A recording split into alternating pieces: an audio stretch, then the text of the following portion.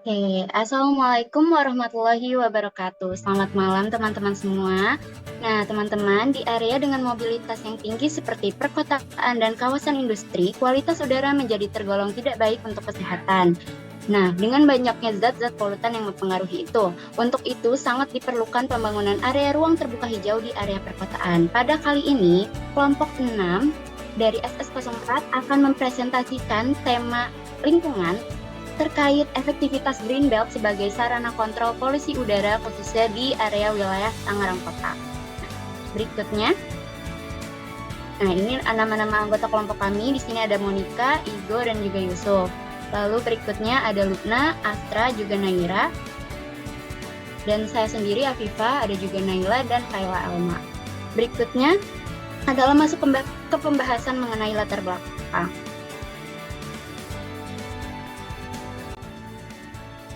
Oke, untuk latar belakang, untuk yang pertama adalah polusi hasil pembakaran industri dan kendaraan. Polusi menjadi salah satu permasalahan lingkungan. Polusi udara khususnya di wilayah ibu kota dan Tangerang Kota. Yang kedua adalah rancangan dan tata letak kota. Rancangan tata letak kota yang diharapkan dapat menangani polusi udara ini. Salah satunya adalah dengan pembangunan Green Belt atau RTH. Yang ketiga adalah Green Belt sebagai ruang terbuka hijau atau RTH. Sabuk hijau atau green belt sebagai ruang terbuka hijau berfungsi untuk menyerap segala destruksi yang disebabkan oleh segala proses industri dan juga transportasi di ibu kota, khususnya wilayah Tangerang Kota. Mungkin selanjutnya.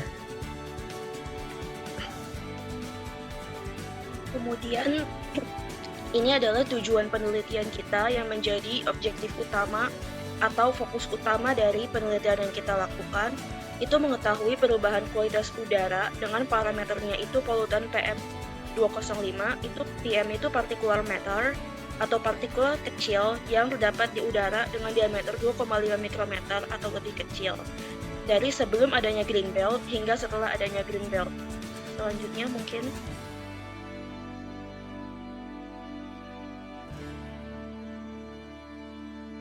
selanjutnya.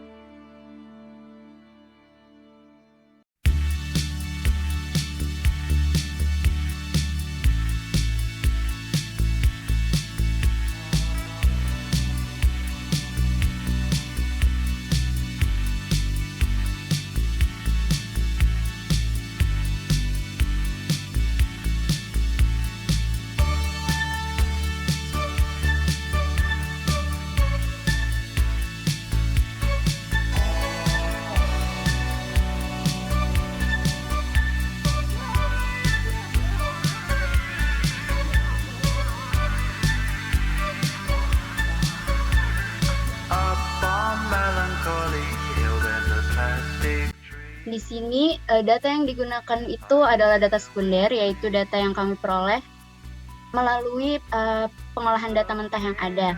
Nah, untuk mengumpulkan data ini kami mengunjungi beberapa situs, terutama itu situs IQR, yaitu untuk mengetahui kualitas udara terkini Kota Tangerang. Berikutnya.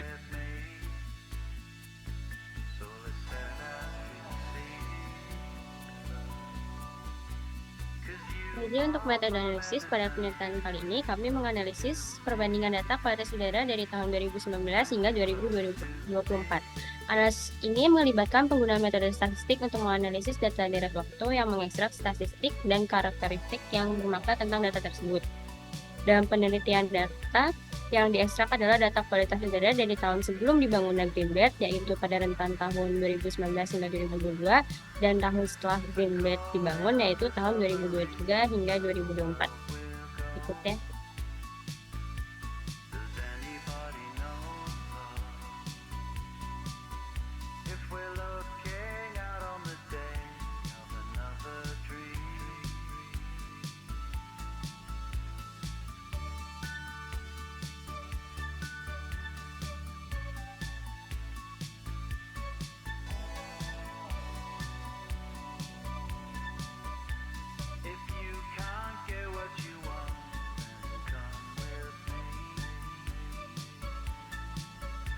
Oke, selanjutnya itu ada hasil dari pembahasan yang dimana bisa teman-teman lihat di layar. Itu tuh ada grafik udara sebelum adanya Green Belt dan setelah adanya Green Belt.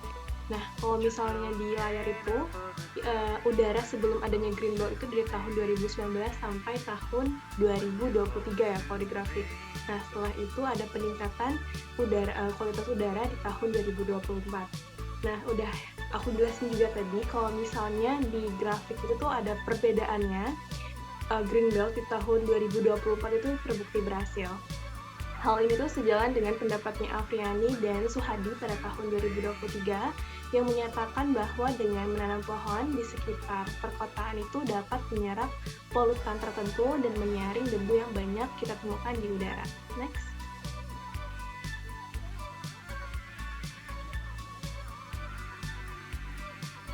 Baik, salah satu fungsi ruang terbuka hijau atau green belt di perkotaan adalah dapat dijadikan sebagai paru-paru kota.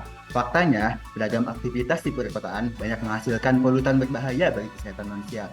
Oleh karena itu, kita membutuhkan green belt atau ruang terbuka hijau sebagai penyerap gas karbon dioksida dan penghasil oksigen. Sehingga dapat disimpulkan dari pembahasan mengenai efektivitas green belt sebagai kontrol polusi udara ini adalah green belt merupakan unsur signifikan bagi suatu sistem perkotaan sebagai kontrol polusi udara dan menjaga kualitas udara karena memberi banyak manfaat bukan hanya bagi lingkungan melainkan juga kesehatan makhluk hidup. Selain itu dapat meningkatkan estetika kota dalam pemanfaatannya. Dan pada intinya masih diperlukannya pengembangan green belt di kawasan Tangerang Kota karena sebenarnya pemanfaatan green belt ini sejauh ini belum sepenuhnya berhasil yang diakibatkan oleh tidak adanya mekanisme kontrol yang baik untuk mempertahankan kawasan green belt ini. Tapi hal ini dapat meminimalisir dalam penurunan kualitas polusi udara yang terjadi di kawasan Tangerang Kota. Sehingga diperlukannya kerjasama antara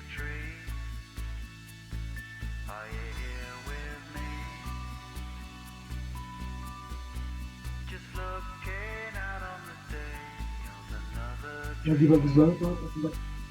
Izin melanjutkan. Sebelumnya, untuk kesimpulannya, green belt sebagai elemen penting dalam suatu perkotaan. Yang kedua, potensi kawasan wisata green belt di Tangerang Selatan. Kemudian yang ketiga, penerapan konsep green belt dapat menjadi solusi terbaik demi keberlanjutan kesehatan udara. Terus yang terakhir, diperlukannya kerjasama antara berbagai pihak untuk keberhasilan dalam mewujudkan green belt. Next.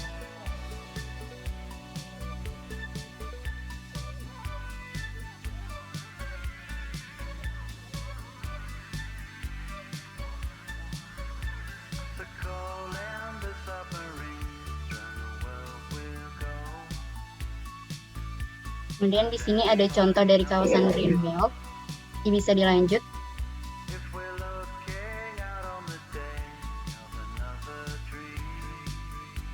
Lalu yang terakhir adalah saran setelah menganalisis data dan memaparkan hasil temuan kami. Ini tiba saatnya untuk mengajukan beberapa saran yang dapat membantu dalam meningkatkan kinerja dan mencapai tujuan yang telah ditetapkan. Saran-saran ini insya Allah disusun berdasarkan temuan utama, serta semoga bisa mendapatkan harapan dapat memberikan solusi yang praktis dan efektif. Apa saja saran itu? Yang pertama ada gambaran awal potensi green belt. Penelitian ini memberikan gambaran awal tentang potensi green belt dalam mengendalikan polusi udara di Tangerang Kota. Kemudian ada kebutuhan kajian lebih lanjut. Diperlukannya analisis data kualitas udara selama periode yang lebih lama, rentang 5-10 tahun untuk mengkaji efektivitas green belt dalam jangka panjang. Mengkaji faktor lain yang memengaruhi kualitas udara seperti emisi kendaraan, kondisi cuaca, dan aktivitas industri. Kemudian yang ketiga ada pengembangan model statistik. Kita perlu tahu mengembangkan model statistik itu penting untuk menganalisis hubungan antara luas green belt, kualitas udara, dan faktor-faktor relevan lainnya. Kemudian yang terakhir ada harapan dari penelitian lebih mendalam. Penelitian yang lebih komprehensif diharapkan dapat memberikan bukti yang lebih kuat tentang efektivitas green belt tersebut, sehingga dapat dioptimalkan sebagai solusi berkelanjutan untuk mengendalikan polusi udara dan meningkatkan kualitas hidup masyarakat di Tangerang Kota.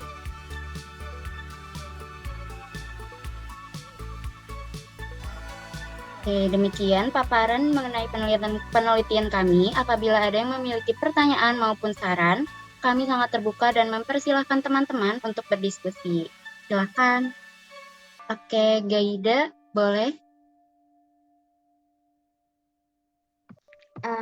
Sebelumnya terima kasih. Tadi kan, dari yang aku tangkap dari kalian, kalau kalian itu mengasumsikan bahwa di 2024 itu green belt akan berhasil. Padahal kan di tahun 2020 atau sampai 2021 sebelum green belt juga polusinya turun. Nah, mungkin, dari kalian, bisa menjelaskan. Terima kasih. Oke, terima kasih Yayida pertanyaannya. Kami diskusikan dulu ya sebentar.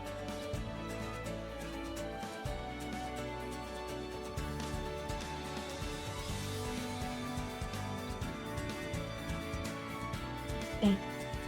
Untuk pertanyaan Gaida tadi ya. Nah, tadi itu di grafik ini di 2020 itu green belt polusi udara mengalami penurunan itu akibat dari pembatasan mobilisasi saat pandemi Covid.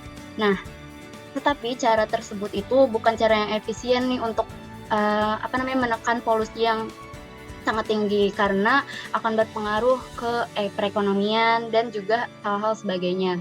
Kemudian terbukti ini di 2023 polusi udara meningkat kembali dan setelah dibangunnya Green Belt pada 2024 tingkat polusi udaranya menurun ke angka 78.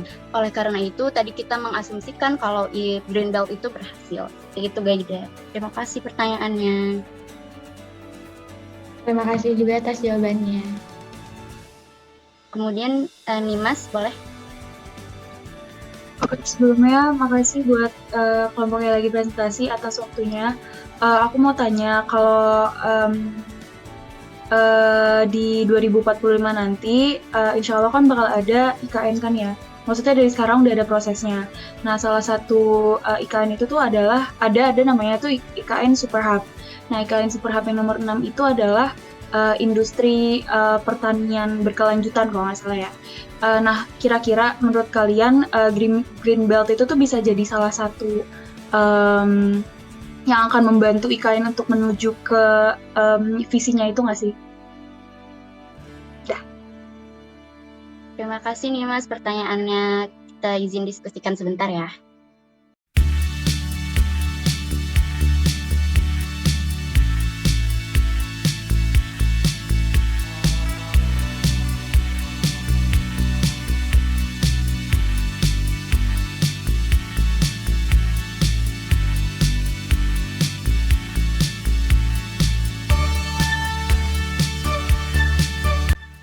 Untuk jawabannya, kami mengasumsikan kalau misalnya Green Belt ini bisa sesuai. Kenapa? Karena memang Green Belt ini tujuannya untuk dipakai sebagai ruang terbuka hijau di daerah-daerah yang tingkat mobilisasinya tinggi. Karena untuk di daerah-daerah tersebut kita cuma mengandalkan seperti kayak lahan-lahan kecil seperti di pinggir jalan seperti itu. Jadi Green Belt ini kami rasa sangat bisa membantu nanti di IKN. Kita aja sini Mas. Oke, makasih. Sama-sama.